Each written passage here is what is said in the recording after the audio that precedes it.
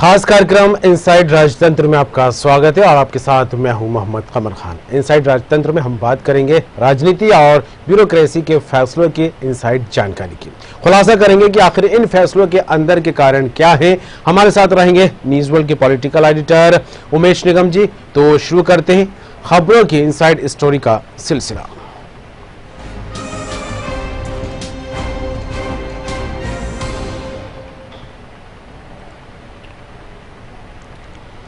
शिक्षा देने का काम जिनके कंधों पर है वे ही लापरवाह बन गए और अपनी जिम्मेदारी से मुंह मोड़ रहे हैं।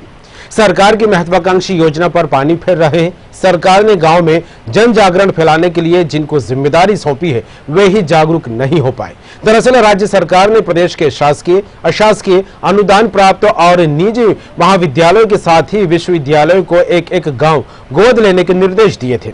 इन निर्देशों में गांव में कराए जाने वाले समग्र विकास की गतिविधियों संबंधी कार्य योजनाएं बनाने के लिए भी कहा गया था। कार्य योजना 10 दिन के अंदर भेजना थी, लेकिन इस मामले में महाविद्यालय और विश्वविद्यालयों के जिम्मेदार लोगों के द्वारा गैर जिम्मेदाराना रवैया अपनाया जा रहा है। उच्च शिक्षा विभाग के अफसरों ने नाराजगी जताते हुए सभी शासकीय और निजी महाविद्यालय के प्राचार्य को पत्र लिखकर हिदायत दी है। इसी विषय पर विस्तार से जानकारी लेंगे। हमारे साथ जुड़ेंगे पॉलिटिकल एडिटर उमेश निगम जी, लेकिन उससे पहले सुनते हैं ये बाइट। मध्य प्रदेश विश्वविद्यालय अधिनियम 1973 के अंतर्गत स्थापित राज्य विश्वविद्यालय है ये, और हमें भी निर्देश प्राप्त हुए हैं कि हम एक गांव गोद दें। हमारे जो राष्ट्रीय सेवा योजना है उसकी कोऑर्डिनेटर के द्वारा ऑलरेडी एक गांव लिया हुआ है, लेकिन माननीय मंत्री जी की एक योजना है जिसमें ये कहा गया है कि विश्वविद्यालय उसके इतर उससे हट करके एक गांव और गोद ले, जिसमें हम शिक्षा व्यवस्था, स्वास्थ्य और राज्य शासन की जो योजनाएं हैं उनका क्रियान्वयन हुआ नहीं हुआ, वहाँ पर कन्याओं की स्थिति क्या है और वहाँ पर गरीबों की स्थिति क्या है, क्या वास्तव में शिक्षक हैं कि नहीं है, सैनिटाइजेशन यानी स्वच्छता है, माननीय प्रधानमंत्री जी द्वारा जो अभियान चलाए गए हैं उनकी पूर्णता है कि नहीं है, यानी सामाजिक सुधार हुआ या नहीं हुआ, कुरीतियाँ तो नहीं फैली हैं। इन सबों के अध्ययन के लिए हमने एक निर्णय किया हुआ है और मुझे लगता है कि शायद ये इम्प्लीमेंटेशन जल्दी ही हो जाएगा। मध्य प्रदेश विश्वविद्यालय अधिनियम 1973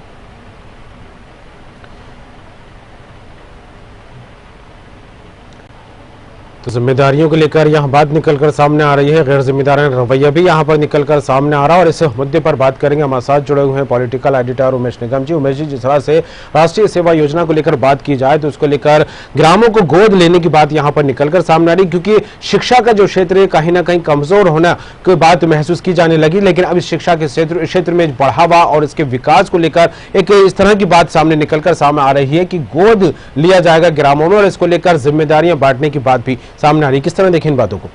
जी हाँ, हमारे ये गोद ग्राम राष्ट्रीय सेवा योजना के तहत पहले से जो है गाँव को गोद लिया जा रहा था, लेकिन इससे जो उच्च शिक्षा मंत्री हैं मोहन यादव, उनके ये एक कल्पना है कि लिया जाए, तो इस तरह के निर्देश उच्च शिक्षा विभाग ने सभी को जारी। के कुलपति प्रोफेसर अखिलेश कुमार पांडे जी। अखिलेश कुमार जी, आपका न्यूज़ वर्ल्ड में स्वागत है। थैंक यू जी। अखिलेश जी हमारे साथ जुड़े हुए पॉलिटिकल एडिटर उमेश निगम जी, आपसे बात करेंगे। जी अखिलेश जी, ये जो राज्य सरकार के निर्देश जारी हुए कि गोद ग्राम राष्ट्रीय सेवा योजना के तहत तो लिया जाता था, लेकिन इसके अलावा भी जो एक एक गांव जो है निजी महाविद्यालय, शासकीय महाविद्यालय और विश्वविद्यालयों को भी गोद लेना है, जहां तरह तरह के काम कराए जाएंगे, ग्रामीणों से कनेक्ट किया जाएगा और उनको शिक्षा से लेके तमाम चीजों के बारे में। इस विषय में आप क्या कहना चाहेंगे? ये अभी जो सरकार की अपनी स्टेट गवर्नमेंट और केंद्रीय सरकार की जो स्कीम है जी जी, उसके तहत 5 गांव गोद लेने की बात पहले चली थी जी जी, और सारे विश्वविद्यालयों ने, महाविद्यालयों ने इसमें काम भी किया है जी जी। हमारा विश्वविद्यालय भी 5 गांव गोद लिया था जी। लेकिन अभी जो नई शिक्षा नीति आ रही है, हमारे माननीय मंत्री जी लगे हैं कि हमारा मध्य प्रदेश में इसका क्रियान्वयन हो, उसके तहत सारे महाविद्यालय भी एक गांव गोद लेंगे जी जी। और इसका मुख्य जो पर्पज है, उद्देश्य है जी, बच्चों को जोड़ना। जी। अभी तक क्या होता था कि बच्चे गांव से बिल्कुल दूर रहते थे और शिक्षा और समाज दोनों एक दूसरे से अपोजिट चलते थे। जी हाँ। दोनों में कोई एक तरीके से सामंजस्य नहीं था। लेकिन अभी ये आवश्यकता महसूस की जा रही है कि जो बच्चे गांव में, गांव की परंपराएं हैं, गांव की खेती है, किस तरीके के रिसोर्सेज हैं, इसको जाने और समझे। उससे जो है एक तरीके से शिक्षा को भी फायदा होगा कि शिक्षा संस्थान जो है उस तरीके की, छात्रों को भी फायदा होगा और ग्रामीणों को भी इसका फायदा होगा। ग्रामीणों को भी फायदा होगा, शिक्षण संस्थानों को भी फायदा होगा। जी जी जी। तो ये राज्य सरकार ने सभी महाविद्यालयों को एक इसकी विस्तृत कार्य योजना बना के भेजने के लिए कहा था उच्च शिक्षा विभाग ने, लेकिन अभी तक भेजी नहीं है। तो इसको लेके उच्च शिक्षा विभाग ने एक रिमाइंडर भी भेजा है। नहीं, सारे कॉलेज, मैं विश्वविद्यालय की बात करूं तो हम थोड़ा सा उससे आगे चल के विक्रम विश्वविद्यालय काम कर रहा है। जी जी। विक्रम विश्वविद्यालय 7 जिलों में इसके कॉलेजेस जो एफिलिएटेड है वो फैले हुए हैं। जी जी। जो सारे कॉलेज हैं, हेलो, जी हाँ, आवाज आ रही है। हम जो सारे कॉलेज हैं उससे एक डॉक्यूमेंटेशन, हम स्किल डॉक्यूमेंटेशन करवा रहे हैं। जी जी। कि जैसे जो गांव है, केवल 5 गांव ही नहीं जी, बल्कि विश्वविद्यालय के कार्य क्षेत्र में आने वाले सारे गांव, जी, वहाँ वहां पे किस तरीके के बेरोजगार बच्चे हैं या रोज जो बच्चे पढ़ लिख के आए हैं वो जी। क्या काम कर रहे हैं, क्या व्यवसाय कर रहे हैं। इस काम के लिए जो फंडिंग है सर वो कहाँ से है? इसके क्या जन भागीदारी से भी लेने का प्रावधान दिया गया है और जन सहयोग से भी? इसमें मुख्य रूप से जो हमारा जो टारगेट है, हमारा विश्वविद्यालय जो है कॉलेज से मदद लेकर के जी जी प्रशिक्षण करवाएगा, जिसमें विश्वविद्यालय जो है हमारे अपनी टीम जाएगी जी, और उस गांव में जो जैसे कोई कृषि कर रहा है, हमारे युवा 10, 20, 50 जो इकट्ठे वहां पे खेती के लिए इंटरेस्टेड हैं, जी जी, उनको जैसे ऑर्गेनिक एग्रीकल्चर, उनको वर्मी कंपोस्ट बनाना, मशरूम कल्टीवेशन और उनका जो एग्रीकल्चर के प्रोडक्ट हैं उसको किस तरीके से दूसरी चीजों में भी उपयोग में लाना, जी जी, ये सारी प्रक्रिया हम लोग कराएंगे। इसमें अधोसंरचना से जुड़े कामों का भी लेने के लिए कहा गया है, कृषि से जुड़े भी हैं और ग्रामीण विकास से भी जुड़े हुए और भी शिक्षा के क्षेत्र से भी जुड़े हुए कामों को करने की योजना उसमें रखी गई है। अभी क्या है, जो कॉलेज है, जी जी, जो कॉलेज की अधोसंरचना है या स्कूल की अधोसंरचना है, उनकी लैब है जी, वहाँ प्रशिक्षण कराया जाएगा। अच्छा, फिर जो है ग्रामीण विकास जो मंत्रालय है जी या सामाजिक जो लोग हैं, जैसे किसी गांव में बहुत बड़े बड़े काश्तकार लोग हैं, जी जी, उनसे सहायता लेकर के वहीं पे जो है प्रशिक्षण देने की व्यवस्था करेंगे। जी जी। हाँ, न्यूज वर्ल्ड से जुड़ने के लिए बहुत बहुत धन्यवाद सर आपका।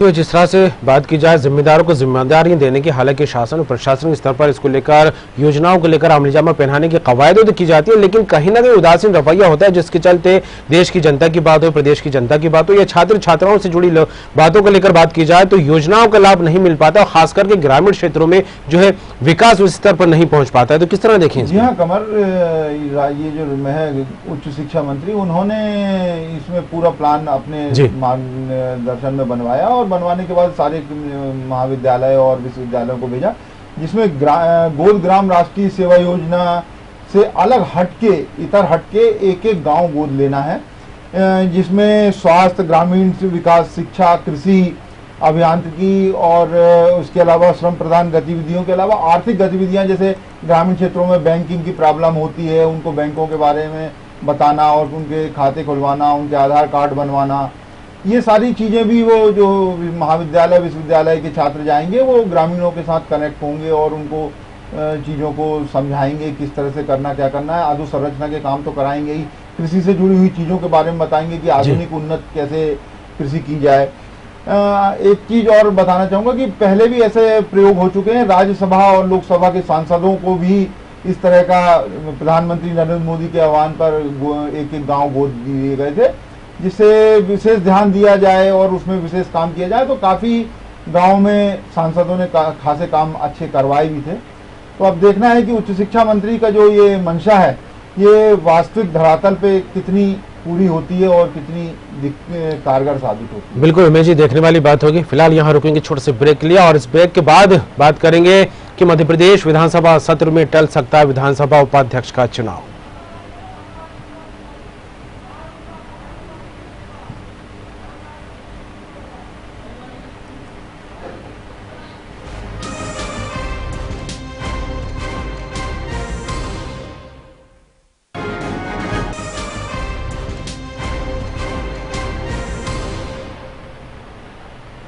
ब्रेक के बाद एक बार फिर आपका स्वागत है। इस वक्त आप देख रहे हैं इनसाइड राजतंत्र। खबरों का सिलसिला आगे बढ़ाएंगे। अगला जो मुद्दा हमारा है वो राजनीति से जुड़ा हुआ मुद्दा है। जी हां, विधानसभा के मौजूदा बजट सत्र में उपाध्यक्ष के चुनाव टलने के पूरे आसार बनते नजर आ रहे हैं। फिलहाल सत्तारूढ़ भाजपा उपाध्यक्ष का चुनाव इस सत्र में कराने के मूड में नहीं दिख रही है। कांग्रेस जब सत्ता में थी तब विधानसभा में उपाध्यक्ष का पद भाजपा को न देते हुए कांग्रेस ने खुद के पास रखा था। अब भाजपा सत्ता में आ गई है तो उपाध्यक्ष के पद को लेकर एक बार फिर कांग्रेस और भाजपा में परंपराओं का हवाला देकर खींचतान मची हुई है। विधानसभा अध्यक्ष का पद ब्राह्मण के खाते में गया है, इसलिए उम्मीद जताई जा रही है कि उपाध्यक्ष का पद अनुसूचित जाति या फिर जनजाति के किसी विधायक की झोली में जा सकता है। इसी विषय पर जानकारी लेंगे। हमारे साथ जुड़े हुए हैं पॉलिटिकल एडिटर उमेश निगम जी। कमल, ये सही बात है कि जो मौजूदा सत्र है इसमें जो माहौल है उसको अभी देखते हुए लग नहीं रहा है कि उपाध्यक्ष का निर्वाचन होगा और उपाध्यक्ष की जो कुर्सी है वो भरी जाएगी। भाजपा जो है इस वक्त जो विधानसभा के अध्यक्ष हैं वो विंध्य क्षेत्र से आ गए हैं, तो विंध्य क्षेत्र को एक प्रतिनिधित्व मिल गया है, क्योंकि पहले खासी नाराजगी थी कि विंध्य क्षेत्र को नहीं कोई प्रतिनिधित्व दिया गया, वहाँ से कोई मंत्रिमंडल में शामिल नहीं किया गया था, जबकि मालवा और चंबल क्षेत्र के और इसके अलावा बुंदेलखंड क्षेत्र का मंत्रिमंडल में खासा वर्चस्व है। इसी तरह महाकौशल क्षेत्र भी मंत्रिमंडल में वो स्थान नहीं पा सका जो चाहिए, और वहाँ से मांग भी उठ रही है।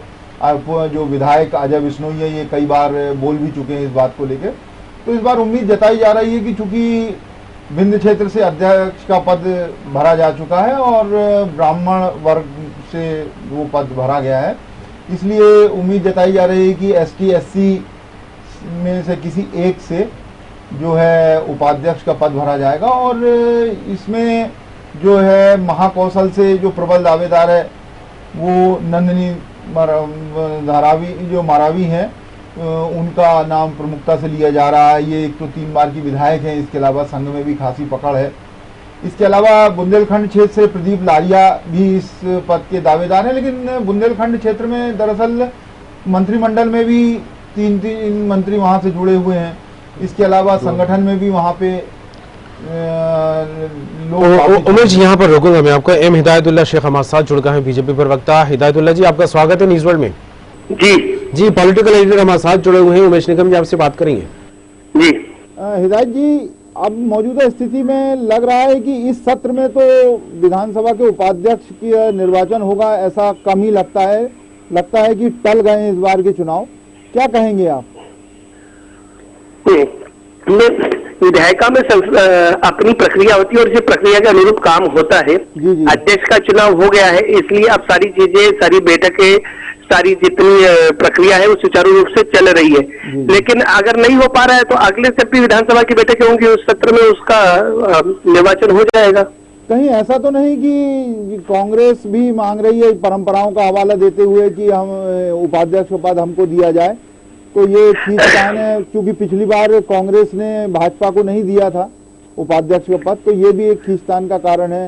या फिर जो कहा जा रहा है कि SC ST वर्ग से दिया जाए, कि किसी को उपाध्यक्ष को पद दिया जाए, तो उसमें भी कोई खींचतान है? नहीं, देखिए खींचतान वाली कोई बात नहीं है उमेश जी। भारतीय जनता पार्टी के अंदर प्रदेश का नेतृत्व, भारतीय जनता पार्टी का विधायक दल इस मामले पर निर्णय लेगा, और जब निर्णय लेगा तो वो व्यक्ति हमारे सामने होगा। परंपराओं का हवाला कांग्रेस ना ही दे तो बेहतर है। जिसने खुद वर्षों से स्थापित परंपराओं को तोड़ने का काम करा वो परंपराओं का हवाला देती है। उन्होंने खुद जो उपाध्यक्ष का पद जब अपनी 15 महीने की सरकार चलाई तब तो उन्होंने भारतीय जनता पार्टी को दिया नहीं, तब उन्हें परंपराएं याद नहीं आई। आप आज परंपराएं याद आई, लेकिन हम कभी किसी से दुश्मनी पालकर काम नहीं करते। हम राजनीतिक रूप से विरोधी हो सकते हैं, लेकिन हम कभी किसी को अपना इस तरीके का शत्रु नहीं मानते। भारतीय जनता पार्टी का प्रदेश का नेतृत्व और हमारा विधायक दल इस मामले पर विचार करेगा, और जो हमारा निर्णय होगा वो आपके सामने होगा। अभी इस मामले के ऊपर कोई निर्णय हुआ नहीं है संगठन या विधायक दल के स्तर पर। हिदायत जी, एक चर्चा ये भी चल रही है राजनीतिक हलकों में कि भाजपा में एक विचार चल रहा है कि इस बार उपाध्यक्ष का पद जो है पुरानी परंपराओं को बहाल करते हुए कांग्रेस को दे दिया जाए। तो देखिए विचार उमेश जी सब किस्म के हैं, मैंने पहले भी बोला है। हम कांग्रेस की संस्कृति के लोग नहीं है, हम इस हिसाब से काम नहीं करते। हमने तो हमेशा परंपराओं का निर्वहन किया है। हमने जब इसके पहले भी 3 टर्म की सरकार चलाई, हमने कांग्रेस को उपाध्यक्ष का पद दिया था, लेकिन ये कांग्रेस ही थी कि इसको सत्ता की इतनी लालसा रहती है, इसके अंदर इतनी बंदरबाट होनी रहती है कि ये इन्होंने उस परंपराओं को तोड़ने का काम करा। अब हमारा, मैंने बोला ना, हमारा विधायक दल, हमारे माननीय मुख्यमंत्री जी, हमारा प्रदेश अध्यक्ष जी इस मामले पे विचार करेंगे और जो हमारा निर्णय होगा वो निर्णय आपके सामने होगा। अभी मैंने बोला है ना, इस मामले का कोई अधिकृत निर्णय अभी भारतीय जनता पार्टी विधायक दल या संगठन ने नहीं लिया है। जी बहुत बहुत धन्यवाद हिदायत जी न्यूज वर्ल्ड से जुड़ने के लिए। अगर देखा जाए तो कहीं ना कहीं सियासी गलियारों में इसको लेकर सुगबुगाहट तेज है और कई तरह के कयास भी लगाए जा रहे हैं। लेकिन जिस तरह से कांग्रेस ने सत्ता में आने से पहले नारा दिया था, वक्त है बदलाव का। सत्ता बदली, वक्त बदला, लेकिन जिस तरह से उपाध्यक्ष पद को लेकर बात कही जाए तो ये परंपरा भी कहीं ना कहीं कांग्रेस के शासनकाल में बदलती नजर आई थी। तो क्या लगता है, जिस तरह से अब कांग्रेस एक बार फिर अड़ी हुई दिखाई दे रही है इसको लेकर कि उपाध्यक्ष हमें देना चाहिए, जबकि बीजेपी को लेकर बात की जाए उमेश जी तो वो कांग्रेस की परंपरा का हवाला दे रही है, तो क्या कहें इसे? देखिए, बहुमत का सहारा लेके पिछली बार जब कांग्रेस की सरकार थी मध्य प्रदेश में, तब भी उन्होंने बहुमत का सहारा लेके अध्यक्ष का पद तो उन्हीं के खाते में जाना ही था, लेकिन उपाध्यक्ष का पद भी, चूंकि भाजपा ने अध्यक्ष पद पे अपना उम्मीदवार खड़ा कर दिया था, तो इस बात को उन्होंने प्रतिष्ठा का प्रश्न कांग्रेस ने बना लिया था और उपाध्यक्ष का पद भी उन्होंने अपने पास ही रख लिया था। तो इस बार भी भाजपा इसी बात पे, भाजपा के कुछ नेता अड़े हुए हैं कि पिछली बार चूंकि कांग्रेस ने हमें उपाध्यक्ष का पद नहीं दिया, तो हमारे पास भी इस बार बहुमत है, तो हम भी उपाध्यक्ष का पद अपने पास रखें और हमारे एक विधायक को इस पद पे बिठाया जाए। लेकिन कुछ वहीं दूसरी ओर जो भाजपा में ही कुछ नेता हैं, वो ये चाहते हैं कि पुरानी जो परंपरा बरसों से चली आ रही थी उसको बहाल किया जाए और फिर से एक बार अध्यक्ष का पद सत्तारूढ़ दल के पास रहे और उपाध्यक्ष का पद विपक्ष के पास रहे, तो इस नाते उपाध्यक्ष का पद कांग्रेस को दे दिया जाए। लेकिन अभी इस पर अंतिम निर्णय नहीं हुआ है, ये बिल्कुल सही बात है। तो इसीलिए ये कई कारण है जिस वजह से इस सत्र में उपाध्यक्ष का जो निर्वाचन है वो पूरी तरह टलने की संभावना जताई जा रही है। बिल्कुल, अध्यक्ष पद की बात हो या अन्य जिम्मेदारियों को लेकर उमेश जी बात की जाए तो कहीं ना कहीं समीकरण बिठाने को लेकर काफी खास जद्दोजहद करनी पड़ती दिखाई देती है, क्योंकि सियासी गलियारों में इसका काफी महत्व माना जाता है। और अध्यक्ष पद को लेकर बात की जाए तो विंध्य से जिम्मेदारी मिल गई है और इसके अलावा बुंदेलखंड से सत्ता और संगठन में खासी भागीदारी भी देखने को मिल रही है। और चंबल और मालवा को लेकर उमेश जी बात की जाए तो यहाँ पर मंत्रिमंडल में काफी भरमार है। बचता है ऐसे में महाकौशल, और अब देखने वाली बात होगी और ये कयास भी लगाए जा रहे हैं कि महाकौशल से कोई ना कोई उपाध्यक्ष पद पर काबिज हो सकता है। फिलहाल देखने वाली बात होगी क्योंकि पल पल बदलती सियासत में कब क्या बदल जाए इसको लेकर उम्मीद लगाना, कयास लगाना काफी मुश्किल होते। फिलहाल देखने वाली बात होगी उपाध्यक्ष पद को लेकर क्या कुछ होता है। उमेश जी, तमाम चर्चा के लिए बात के लिए आपका बहुत बहुत शुक्रिया। तो इनसाइड स्टोरी में आज फिलहाल इतना ही, कल फिर कुछ और शासन प्रशासन जुड़े नए मुद्दों के साथ हाजिर होंगे। फिलहाल दीजिए इजाजत, बने रहिए न्यूज़ वर्ल्ड के साथ।